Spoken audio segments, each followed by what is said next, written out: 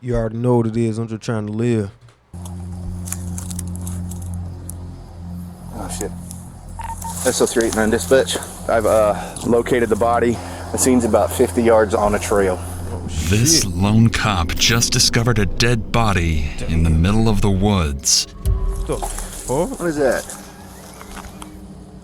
Sounds like it's heading this way. 5 feet from the knife, up the top of the body, carving the blood of the place. 10-4, signal 7. Please send another unit to my location. What he doesn't know yet is that the lifeless man in front of him has been tortured for hours by the twisted man hiding in this very forest. Whoever did that, that's fresh. There's a little eyeball right here. There's some creepy shit right here. Smell this right here. You don't smell gas right here? Yeah. Think they're gonna torch him? I'm not sure what it is, but I've got movement east of my location in the woods. There's something moving around back this way. Get the dog. He carries 3 or 4 knives on him. He thinks he's Rambo. You're what? I'm just like a god. He just like a what? Oh yeah. Lock this nigga up. It's December 23rd, 2022, and Officer Azure has just received a 911 call from a distraught man reporting that he's found his best friend's lifeless body in the middle of the Lake Jackson forest. Officer Azure, along with a group of first responders, quickly arrive at the scene. That's my friend, man. Okay, y'all stay right there. Here they encounter Jamie, the 911 caller, and his best friend Robert, both of whom urgently want to show the officer where their dead friend is. Considering the serious circumstances, Officer Azure decides to follow Robert into the forest despite being alone. 389, I'm 10-12 with him. Just give me a minute. I'm 10-12 with 2. I'm heading down to take a look. 361, if you want to come down, and 56 with the EMS in the back. I'm headed down to the scene. We're gonna go back that way about 50 yards. Okay. 50 yards. When I walked over the bridge, Yeah. knife was laying on the ground. There's no blood on it. Did you touch the knife? I did pick up the knife. Okay. Well, we're gonna need to get fingerprints from you, okay? No problem. I walked by the tarp, and you couldn't see James. Okay. And then Alan walked by the tarp and goes, "What's that?"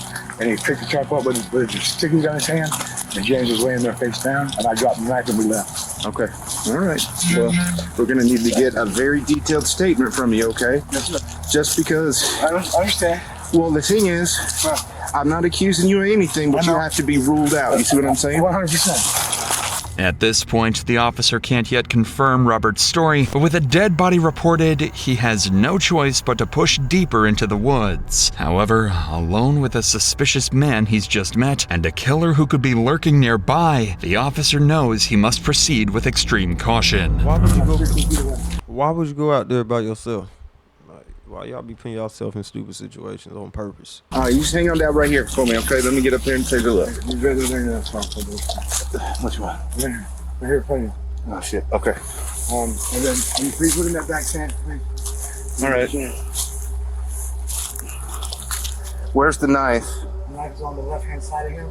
Okay. Laying on the ground. He's got a white belt. Okay. Just hang out there for me, okay? Yeah.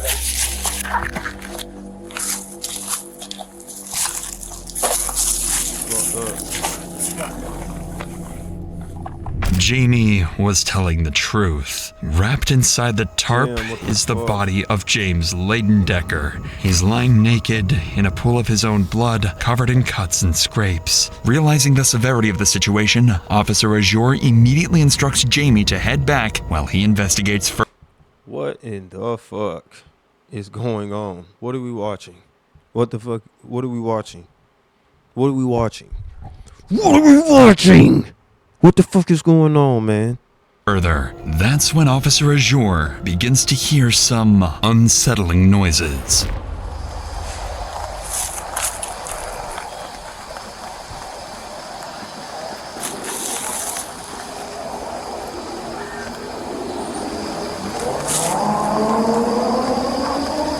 I'm not sure if it's a person or I'm not sure what it is, but I've got movement east of my location in the woods. Sounds like it's heading this way.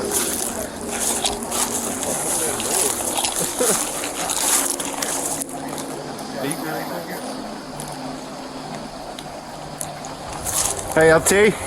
Fortunately for Officer Azure, backup arrived just in time, providing some relief from whatever might have been lurking in the forest. Bring out the Glock 20. There's nothing for y'all to check. He's cold to the touch. All right, we got knife right here, body here, tents, whole camp spread up back here.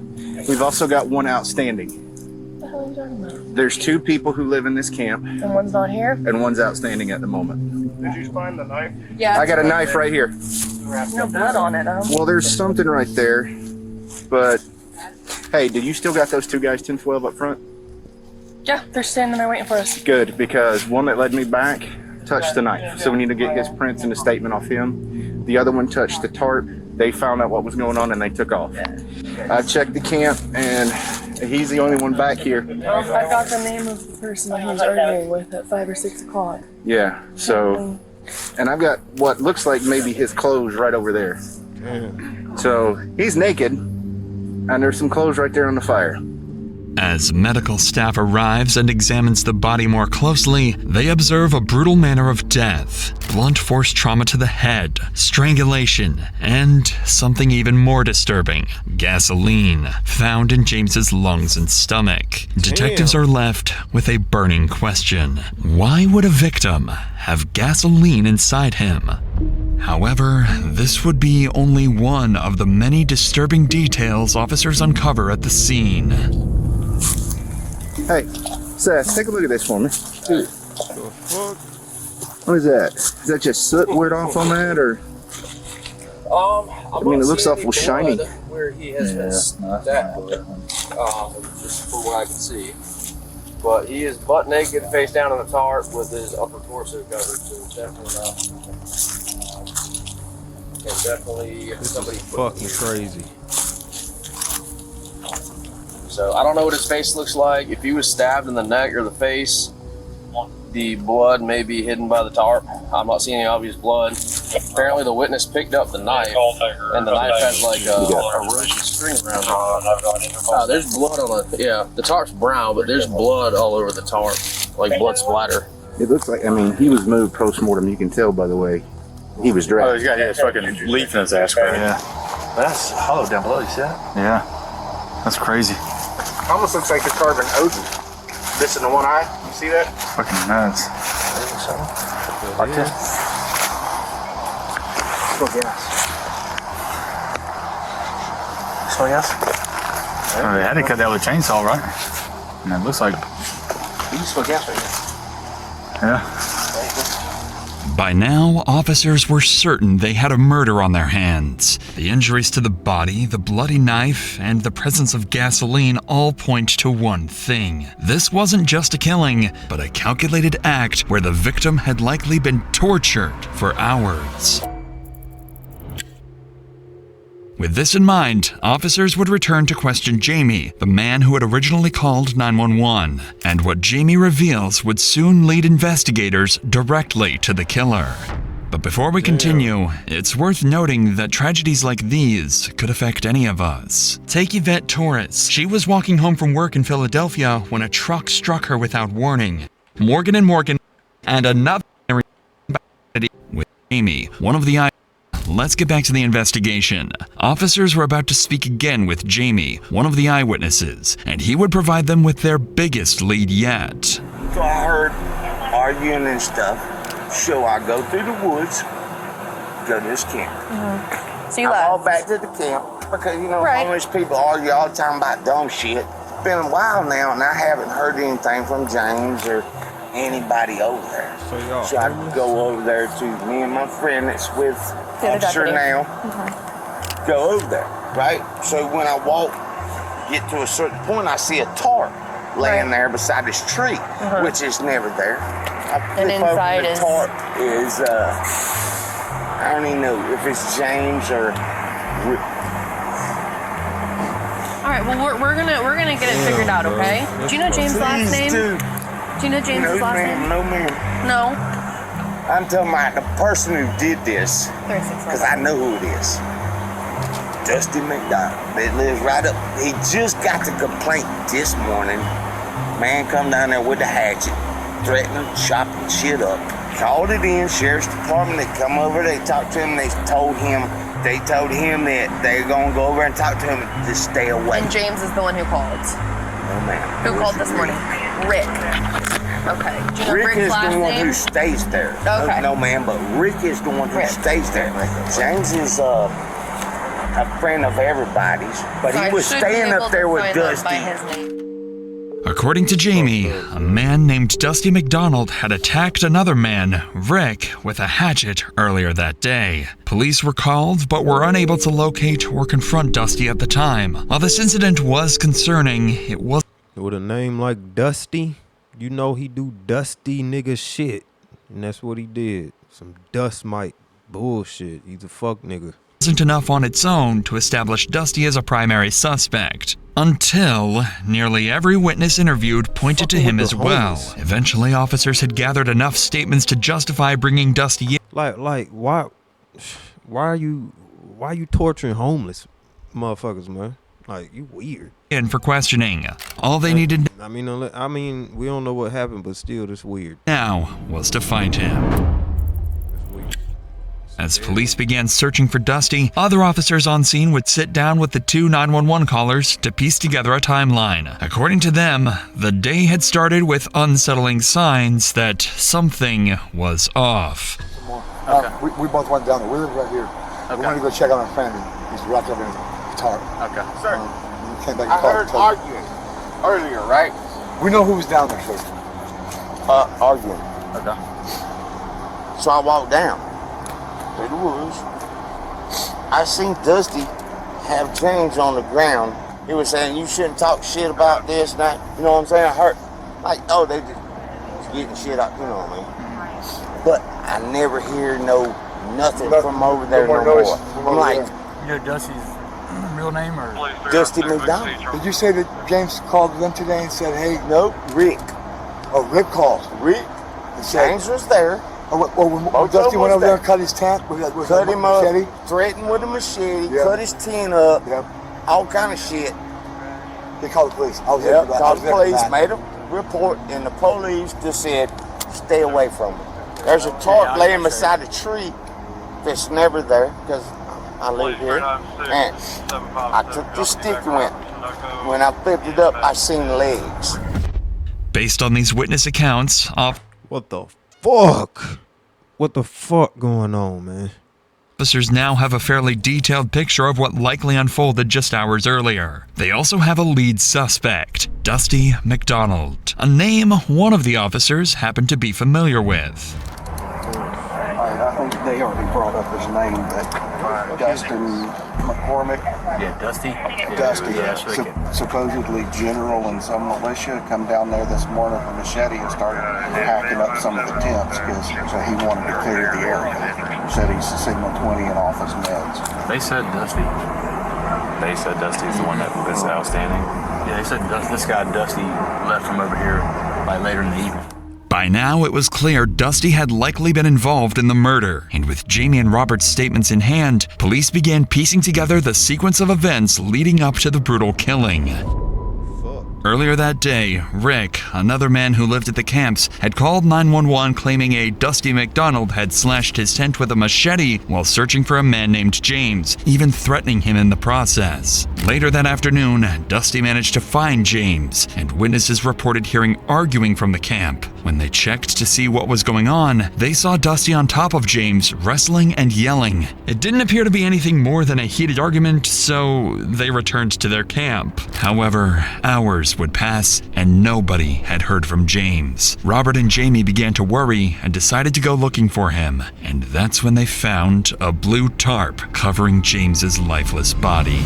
Fucked up. Nearly all witness accounts lined up perfectly with this timeline of events, making the next step for officers clear: arrest Dusty and bring him in for interrogation.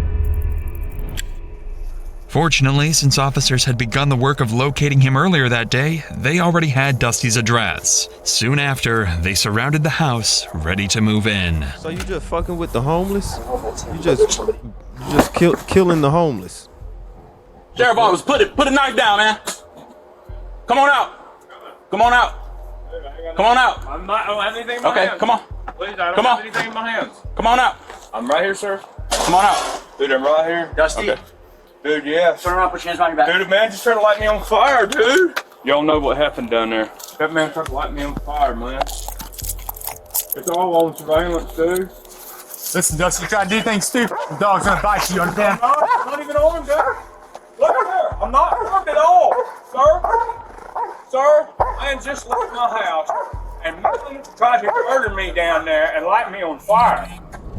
Dusty's behavior would be bizarre from the start, immediately insisting that James tried to set him on fire and that the officers, quote, already know what happened down there. Whether he's trying to claim self-defense or is just completely unhinged is anyone's guess. Sorry, walk this with me. Yeah, dude, sir, you know what happened down there. That's what we're trying to figure out. Dude, the man tried to light me on fire as I came. Okay, just listen. Okay, We've got one side.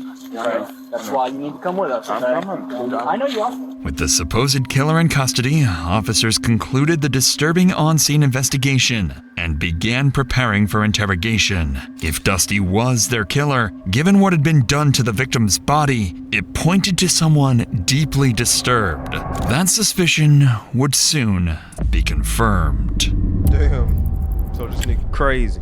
By now, Dusty had crazy. already raised serious concerns. He had slashed Rick's tent and threatened him. On top of that, multiple witnesses had just reported seeing him argue with James hours before the murder. However, despite how clear things seemed, there was one major complication. Dusty was claiming self-defense. He alleged that James had thrown gasoline on him and threatened to set him on fire. This wasn't a claim detectives could easily dismiss, especially given the distinct smell of gasoline at the scene, meaning there was a possibility he could. But did he smell like gas though? Even if you take a bath, like you still gonna smell that shit on your body a little bit. Could get away with his crime. Even though it's clear who's behind the murder at this point, Dusty's story now carries a shred of credibility. Detectives have one goal: to break that story, either by disproving his self-defense claim using witness statements, or, ideally, by getting a confession. Either way, the investigation is about to get a lot more complicated.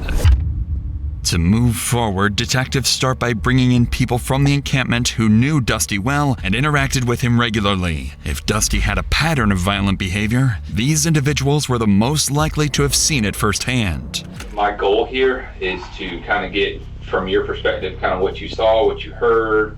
He ain't really been fucking with me at all. I ain't never had no cross words. He's always insistent, oh, come up there and do your laundry and all that shit, you know. Come up there and get a shower, that's what it was. Come and get a shower, come get a shower all the time. So I fucked up and got a shower and give him $2 afterwards, you know, just a gesture.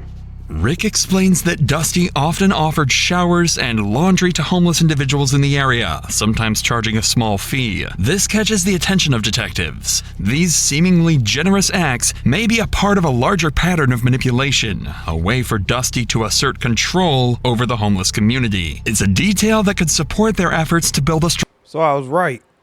This motherfucker just out here fucking with the homeless and killed one of them. Because he fucked up in the head. Like, mental disabilities is real. This motherfucker crazy. stronger case against him. I tried my best to get along with him. And, you know, he had a shower that we all used, you know, sometimes try to keep him good with him for those reasons and stuff, you know. Yeah, I get that. Never, my wildest dreams did I think he was capable of murder, and that's the honest truth. I was just over there basically using his necessities like we all were. We got a chance to, you know, shower, usually offered it. That's his way of making friends with us, I think. I had stayed with him before and he kicked me out. I thought I was in a light, so I was taking pictures of him and stuff like that with my phone. I didn't even have a phone, you know. Like, I saw you taking pictures of me with your phone. I said, I don't even have a phone. He said, you gotta go. So I left. That's that. Dusty lives in a house near the home. The man got some good sense. Got some common fucking sense. And like, this motherfucker crazy. I'm getting the fuck out of here. Homeless camps, a property owned by his grandfather. At first, much like Rick, Busby describes Dusty as someone who seems generous, allowing members of the homeless camp to use his home for basic amenities. As investigators continue interviewing members of the homeless community, a more troubling picture of Dusty begins to emerge. He has a history of strange and violent behavior marked by paranoia and delusions. However, officers face a challenge. The interviews so far have been too vague, highlighting patterns of behavior but lacking concrete details to build a solid case. This leads detectives back to Jamie, the original 911 caller and the person with the clearest recollection of events so far, and he's able to offer meaningful insight into who Dusty really is. Mr. Allen, my role here in all this, it's just kind of to get from your perspective, your side of things, what you saw, what you observed. Man came to my camp last night. I used to stay up there with him. He's a violent person. Okay. His papa always wanted to let me stay there because he's the one that owns the property. The reason I don't stay there is because you don't do what he says, and he gets all angry and threatens you, and he just crazy shit. I said, well, What does he usually carry? he got a stick this time. But he's either got a stick, a machete, or knife. He carries like 3 or 4 knives on him. Machete, sticks, it's like he thinks he's Rambo. While Dusty had a reputation as a bully who routinely harassed the homeless community, no one expected his behavior to escalate to cold-blooded murder. His so-called generosity, offering his home for showers and laundry, masked a deeper need for control and manipulation. The same people he claimed to help were also the ones he intimidated and threatened, revealing a warped sense of power and superiority. In the end, this contradiction may have set the stage for the gruesome murder. When Dusty was brought in for questioning, his demeanor was strangely calm. At this point, he seems to believe that he is seen as a victim of an attack by this homeless man. He didn't seem like he was in his right mind at all. Detectives were hoping to learn about Dusty's side of the story, but instead were met with, well, a lot of nonsense. You know I'm an owl, right? You're what? You know I'm an owl, right? Okay. You know what that means, right? Yes, sir, I do. Okay, thank you. Golly. Thank you. This I'll has been a really hard day. Sir, I waved all right there a long time ago. I still have a great sense of innocence within me if it ain't obvious to you this time. Throughout his interrogation, Dusty's responses are filled with incoherent delusions and deflections. In Dusty's mind, he's, quote, an owl, constantly watched, monitored, and under surveillance. It's clear that without his medication, his schizophrenia is spiraling out of control. I'm handling remarkably well. Jesus, man, that was some crazy shit, man. And to still be able to get us some usable intel, you'll get why staying at that place is so dangerous for me. I know a lot of trust is getting to me, or like that, but man, thank you for saying you'll be able to talk about this. Dusty seems to believe he's outsmarted the cops, thinking he's there to provide valuable intel as the victim. But he will soon find out that he's actually a suspect in the cold-blooded murder of an innocent man. I haven't shed a tear all day, I've been going hard, I'm so exhausted. How long What the fuck are you talking about? What, this kind of work? Not very long. That was my first. I think everybody knows that. From the get-go. Thank you for this deep psychological diagnosis. It's helping a lot. Good. Listening closely to Dusty's words, it seems as if he's openly admitting to the murder. Although his statement is scattered and unclear, it gives detectives the impression that he's acknowledging responsibility without fully grasping the seriousness of his actions. But Dusty's bizarre admissions wouldn't stop there, as he continues rambling incoherently. I was brushing, and then he throws that gasoline on me, because you saw how I was rolled up and down there. Dude, I thought I was just doing it for the other. You know what I mean? Because that was my intention. I didn't manage to hit that Neo UI and come out like that. I don't know how I do it sometimes. You know what I mean? Yeah. I mean, when I'm just experimenting in the house with blades, like before back when I took the butcher knife and threw it in curved on it, like that. I mean, shit, I don't know how I do it, sir. I just know with my beautiful mind that it's a three-way. Yeah. You know, it's the photographic, the audiogenic intake, and then the loving intake. Yeah. You know, I if y'all don't ever think I'm so amazed that I'm just like a god. This motherfucker tweaking. This nigga geeked.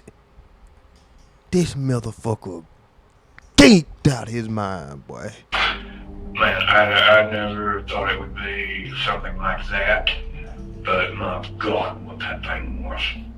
While Dusty's ramblings could be interpreted as an admission that James was his first murder, the statement is buried in a mix of delusions about retinoids, his photographic memory, and other incoherent claims. The detective picks up on this and pushes further, trying to separate fact from fiction in Dusty's fractured account. For me to verify everything that I can see elsewhere, I'm trying to. I know you're not mad at me. That's just I don't want you to think I'm asking questions. Others like think my personality is I can't talk to people. I can, yeah, but I don't want you to think I'm being an expert. I am very relieved that we were having this conversation.